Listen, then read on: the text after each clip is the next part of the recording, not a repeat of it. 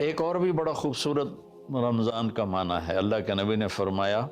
کہ یہ نہ کہا کرو رمضان آ گیا اور رمضان چلا گیا، کہو رمضان کا مہینہ آ گیا، رمضان کا مہینہ چلا گیا، چونکہ رمضان اللہ کا نام ہے، رمضان اللہ کا نام ہے۔ اللہ اس میں اپنے بندوں کے گناہوں کو جلا دیتا ہے، تو اس لیے یہ تفسیر رازی کی روایت بیان کر رہا ہوں، اس کی صحت اور ضعف کے بارے میں مجھے نہیں پتہ۔ تو رمضان کہتے ہیں جلا دینا، جلا دینا یا جل جانا۔ تو جب آپ کا فاقہ 12 بجے سے شروع ہو جائے گا اور 6 ساڑھے 6 بجے تک چلے گا، تو آپ کے جسم کا ایک ایک خلیہ گرم ہو جائے گا اور اس میں سے بھاپ نکلے گی، اور آپ کے جسم کی گندگی پورے سال کی جو جمع ہے وہ جلنا شروع ہوگی۔ پھر آپ افطاری جب کریں تو سنبھل کے کریں، ٹھنڈا برف سے بھرا ہوا پانی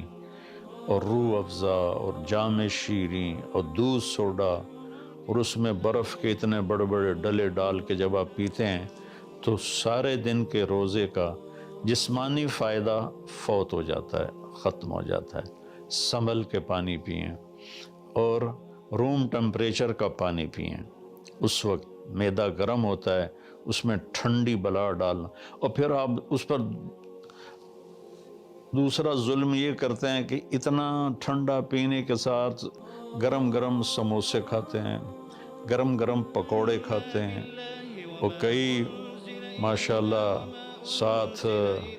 وہ پیس کو بھی ملاتے ہیں، کوئی چانپیں ملاتے ہیں، کوئی پیس ملاتے ہیں۔ یہ افطاری ہوتی ہے اور پھر کھانا اس کے بعد ہوتا ہے۔ تو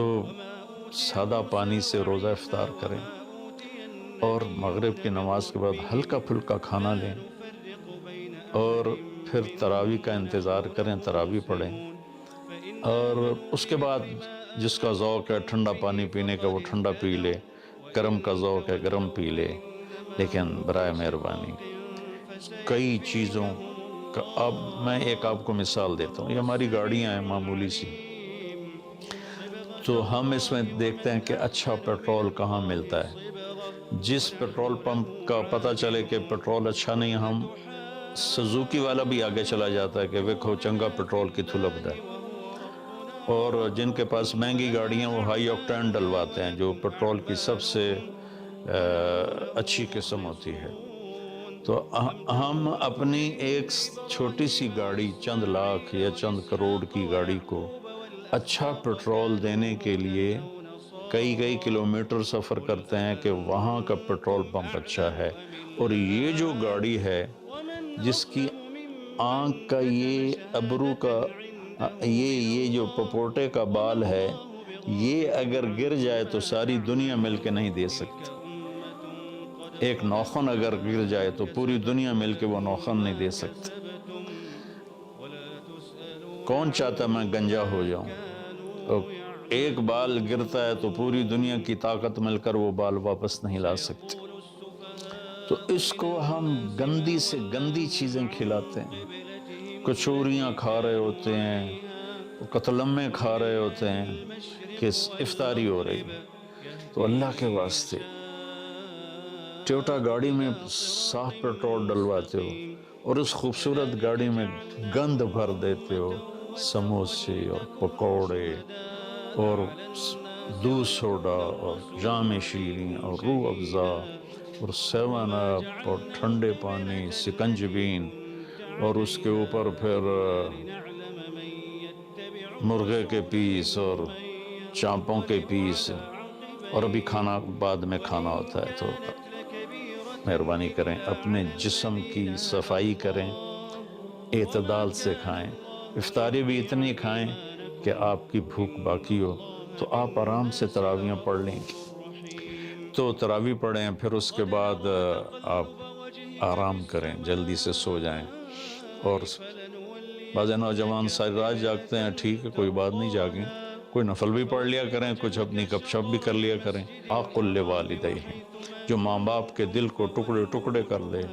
اس کی بھی بخشش نہیں ہوتی۔ تو مشاحن، جو دل میں کینہ پال کے رکھتا ہو کسی کے لیے، اور بغض رکھتا ہو کسی کے لیے،